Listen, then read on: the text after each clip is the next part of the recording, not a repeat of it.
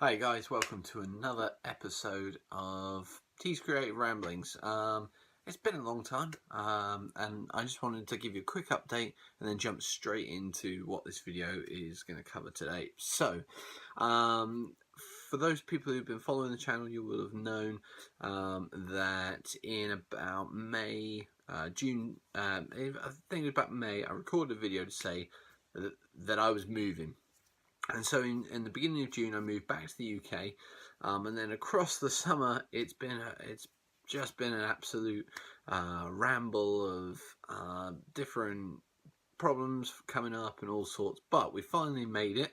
My stuff has, or our stuff, my wife and I's stuff has managed to be shipped over. It's now stored over this side while we wait to get somewhere to live. My wife got her visa, or sorry, I got my job. My wife got her visa, and she's now here. We've got our dog over here, and currently we're sort of waiting to be able to get a mortgage, because apparently we have to be in the country 6 months before we can get a mortgage, so that we can then hopefully buy a house. That's the grand scheme of the plan. Until then, I thought, you know what, let's just crack on with some videos. So, today's video, we're going to look at a bit of a product review.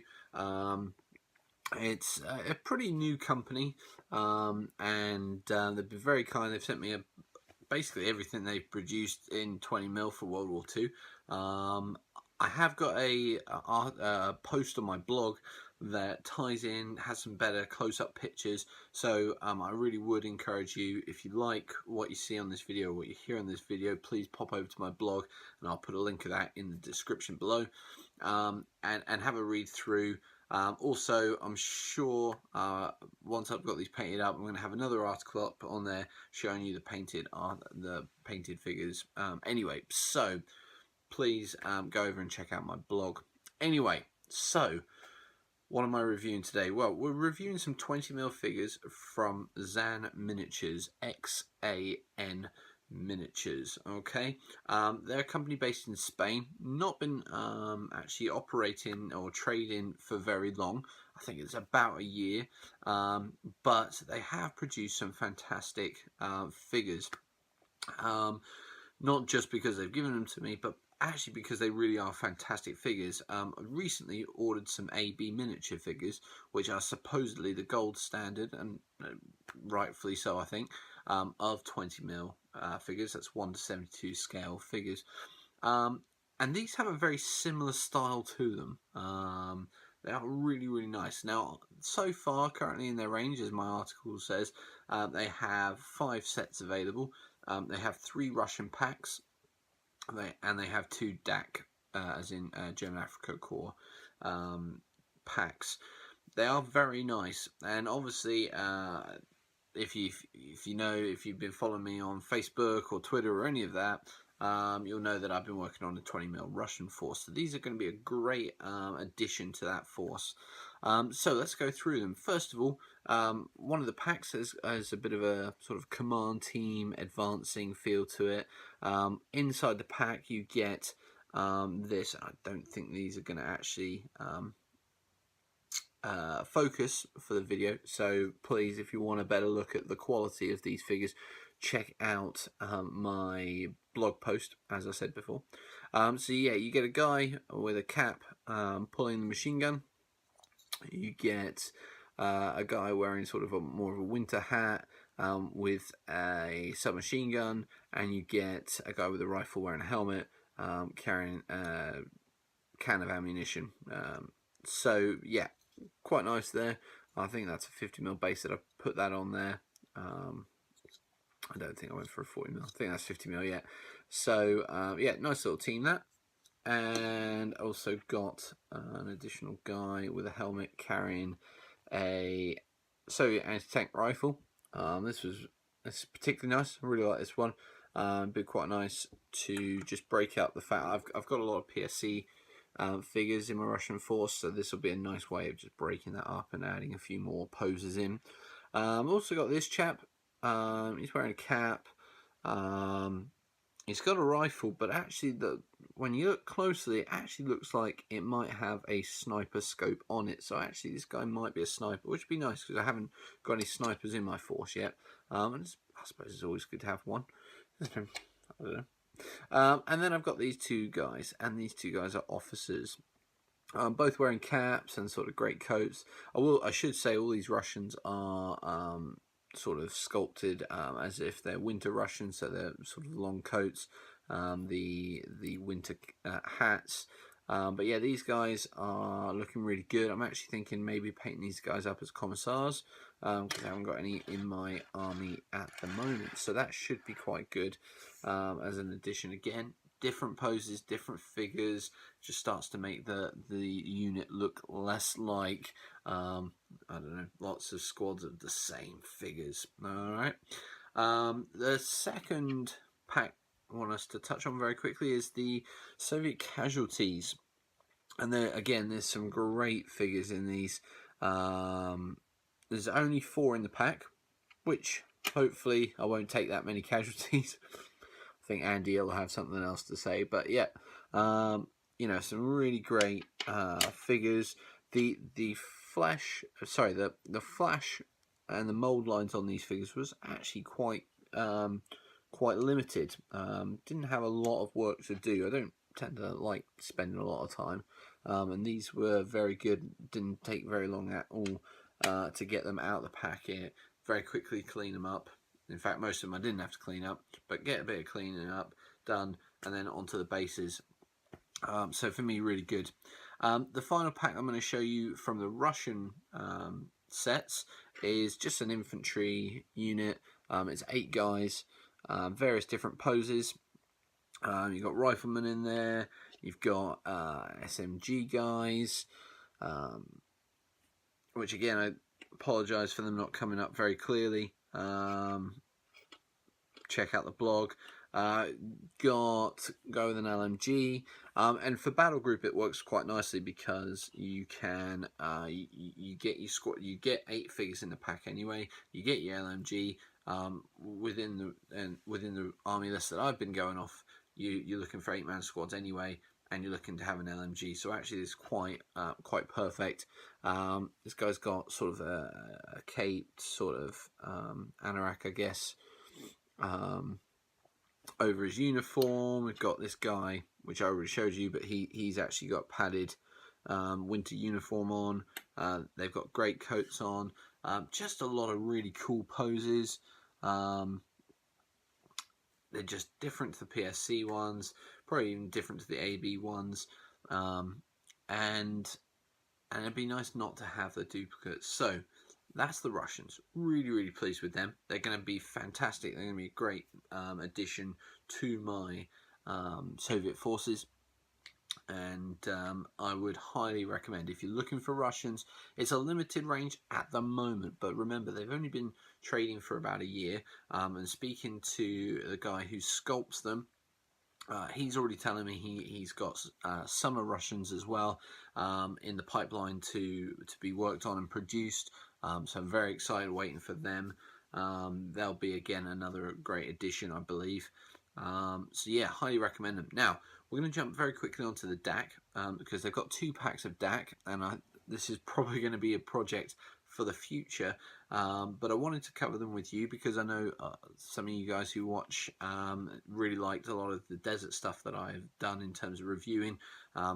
Obviously my previous stuff reviewed is 28mm. Today we're going to be having a look at 20mm.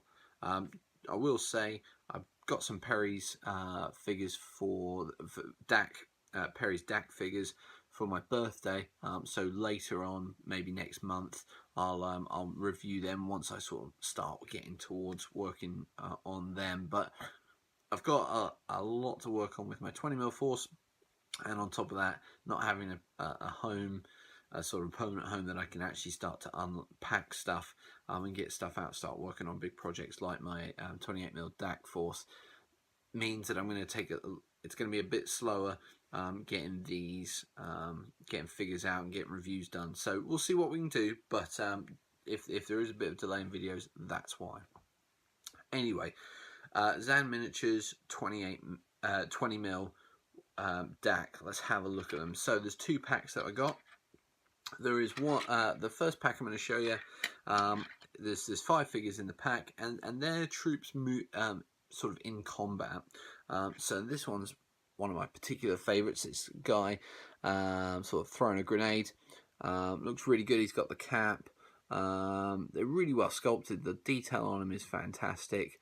Really am looking forward to getting these on the workbench to paint. Again, another guy with a rifle. He's wearing a cap as well. Go with a helmet here. So I'm just taking a kneel, pausing during the battle. And then we've got a couple of guys shooting. This guy has got his helmet, but he's actually got some goggles on as well, which is a really nice touch. Obviously the DAC War goggles for keeping the sand out. And this guy's wearing a cap, but he's also got the goggles on as well, and he's firing as well. So really nice set there. I do need to look into the battle group rules to work out squad composition, so that I can work out how many guys. I believe they work as like a squad would actually be 2 separate teams. So you'd have like an LMG team plus a couple of guys, and then you'd have your infantry, and that would actually make your squad. But I've got to go over that just to confirm that. That's my theory, but I need to double check that. The other group are Germans walking, advancing into combat, I guess. Got this guy who is running with a bayonet and wearing a helmet. This guy's wearing a cap. He's also running. I would say these guys are advancing. Got I think that might be an MG34, but a guy advancing with a light machine gun there.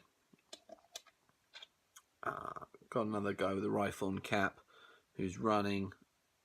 And finally we've got a guy with a helmet, rifle, and ammunition tin moving into support the machine gunner. With all of these figures, as I said before, minimum flash, really not a lot to clean up. The mold line's pretty good as well. There were a couple of figures that required something to be stuck onto them. So for example, the Russian with the machine gun, the machine gun had to be stuck together. It's 2 parts. The lower sort of part, and then the machine gun itself. But that has a sort of a piece sticking out, which you just slot into a hole in the bottom of the sort of wheelbase there. So that was easy, and then you just stick that to his hand. Again, super glue works wonderfully there. The anti-tank rifle guy, the anti-tank rifle came separate with a hand, and you just had to position that and glue it onto the guy's arm. That's sort of looking like he's carrying it. A couple others that need some glue in. This German here who's carrying the ammo crate, he needed his rifle with hand stuck onto the arm in the carrying position. And I believe that guy did as well. This guy who's running, he had his rifle with hand that needed to be attached to his arm. So a couple of little bits, a little bit fiddly. You sort of have to hold it, obviously, like you do with super glue, and just wait for it to dry. But apart from that, these are really quick to put together, and to clean up and to base, and then obviously it'll be to move through the usual sort of put the sand on the bases, priming them, and then painting them. But I really like them. I found 20mm quite quick to paint, and yeah, really enjoying them. So in terms of summing up this review, would I recommend Zam Miniatures to anybody who's looking for DAC or Russian 20mm World War II figures? The answer is absolutely yes, I would. They're really highly detailed, really good quality figures. I do like the range of poses. When you get a pack, there's no pose that's the same. If you're getting 8 Russians, you're getting 8 different poses, and that's great. And the composition of the packs themselves are really good as well. bit of mix and matching, and I think personally they'll mix with any of the other figure ranges. Certainly they'll mix well with my PSC figures. I think looking at my AB figures that I've bought, they'll mix well with that.